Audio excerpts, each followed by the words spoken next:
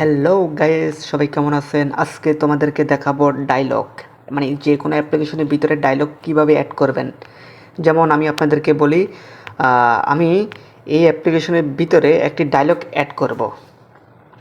ধরে নেন আপনার আপনার মনে করেন যে কোনো একটি পার্সোনাল অ্যাপ্লিকেশন আছে, আপনি এরকম একটি ডায়লগ অ্যাড করবেন, কিন্তু পাসওয়ার্ড আপনি দিতে পারবেন। যেমন এই অ্যাপ্লিকেশনটা কিন্তু আমি নিজে তৈরি করছিলাম। আপনারা ডায়লগটা কিভাবে অ্যাড করবেন আমি আপনাদেরকে দেখাই। প্রথম এমটি ম্যানেজারে আসবেন। এমটি ম্যানেজারে এসে অ্যাপ্লিকেশনটি খুঁজে নেবেন, আপনার যেটা পছন্দ সেটা আপনি নিয়ে নেবেন। নেওয়ার পরে যেমন আমার এটা, এই যে দেখেন, এটা হচ্ছে আমার একটি ডায়লগ, ঠিক আছে? এই ডায়লগটি আমি আপনাদেরকে কিন্তু দিয়ে দিব। এই যে দেখেন, এখানে আছে টোটাল কত, এখানে আমি দিতে হবে টোটাল 3, এখানে আমি 3 দিতে হবে। এই যে দেখতে দেখতে পাচ্ছেন। তারপরে এটা আমি এখানে কপি করে বাম পাশে এনে রাখবো। তারপরে এই যে এটারে কিন্তু কপি করে রাখা দিবা, এটারে কপি করতে হবে। কপি করার পরে তারপর তোমার মেন অ্যাক্টিভি কোনটা সেটা খুঁজতে হবে। তারপরে এই যে দেখেন, মেন অ্যাক্টিভি পাওয়ার পরে যে এখানে, তারপরে এই যে দেখছেন কলমের মতন, সরি কলম না, মানে গড়ির আইকনের মতন, এই যে সবার নিচে এই লেখাটি আপনারা কিন্তু খুঁজে বের করবেন।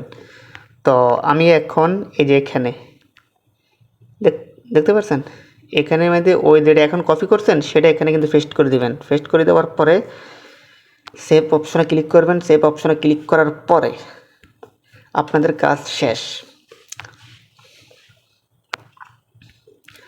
তারপরে আমি অ্যাপ্লিকেশনটা এখন ইনস্টল করব। তো আমি কিন্তু অন্য মোবাইল থেকে কিন্তু দেখাবো, মানে ক্যামেরা চালু করে, ঠিক আছে? ক্যামেরা চালু করে কিন্তু আপনাদেরকে দেখাবো, কারণ এখানে কিন্তু পাসওয়ার্ড যেটা আমি মারবো সেটা কিন্তু দেখাবে না বা রেকর্ড হবে না।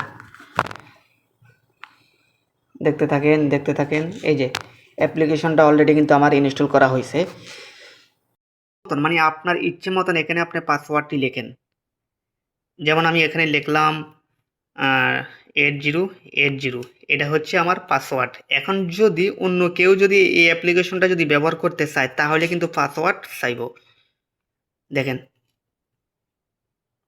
পাসওয়ার্ড চাইব। যেমন আমি যদি এখন উল্টা হাল্টা যদি একটা পাসওয়ার্ড যদি দিয়ে থাকি তাহলে কিন্তু হবে না।